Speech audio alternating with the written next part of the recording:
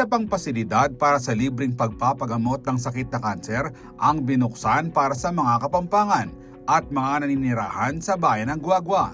Opisyal nang binuksan ang ikalawang Beacon of Hope Chemotherapy Center na matatagpuan sa Barangay San Roque sa harapan ng Rosario Medical Center of Guagua ditong Huwebes, February 19. Kasunod ito ng unang Independent Chemotherapy Center sa City of San Fernando na itinayo ng We Hope Medical Group na matatandaang nag-open nito lamang February 11. Nag-alay ng pagbabasbas at panalangin ng Kura Paroko ng Immaculate Conception Parish Guagua na si Father Arnie Serrano kasama si Zara Charmaine Torreliza, Clinic Manager at ng iba pang kawani ng Chemotherapy Center. Ayon kay Torreliza, sapat ang kanilang pasilidad para tugunan ang pangangailangan ng mga pasyenteng nais magpatingin at magpa-treatment. So meron po tayong medical receptionist on board. And then, meron din po tayong treatment area on the side. Nandun po yung ating nurses na handang magbigay ng serbisyo para sa chemotherapy patients po natin. Meron din po tayong procedure room, kung saan nandun din po yung ating mga espesyalista na handang mag-assess sa ating mga pasyente. Meron din po tayong doktor na handang magbigay ng consultation.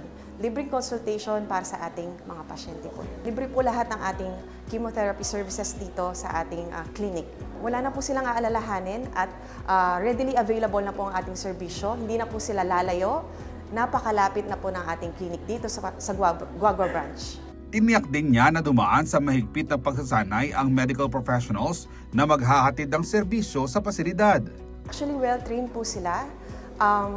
We usually make sure that everyone has their own skills and knowledge and are capable of giving services to our patients po. So basically po, ano po sila, well-trained in all fields or aspects to give chemotherapy services to our patients. Pwede din po nilang ma-receive kung ano po ang nabibigay ng nasa hospital or more pa po dito po sa ating clinic, dito sa Guagua Branch. Para sa mga nangangailangan ng gamutan, sinabi ni Torreliza na madali lamang ang proseso upang makuha ang libreng cancer treatment na very accessible na ngayon sa tulong ng programang ito ng We Hope Medical Group. Sa ating mga kabalen po, lalo na po dito sa Guagua, napakalapit na po ng ating clinic. Makaka-avail na po kayo ng libreng serbisyo para sa ating mga chemotherapy patients po na gusto pong magpagamot. Maaari din po ninyong bisitahin ang aming mga social media sites at maaari din po kayong mag-inquire dito sa aming clinic para po mabigyan po namin kayo ng kaukulang serbisyo na ang ating po mga medical professionals are trained and readily available. Ang ating pong clinic ay open po from Monday to Friday, 8 a.m. to 5 p.m. para po sa ating mga pasyente na gusto pong makatanggap ng aming serbisyo at bukas po ang aming tanggapan para sa inyo.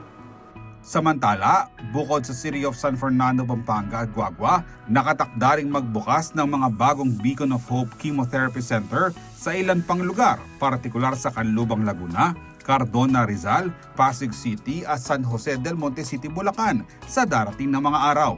Inaasahan din ang paglulunsad ng pasilidad sa Angeles City sa Marso.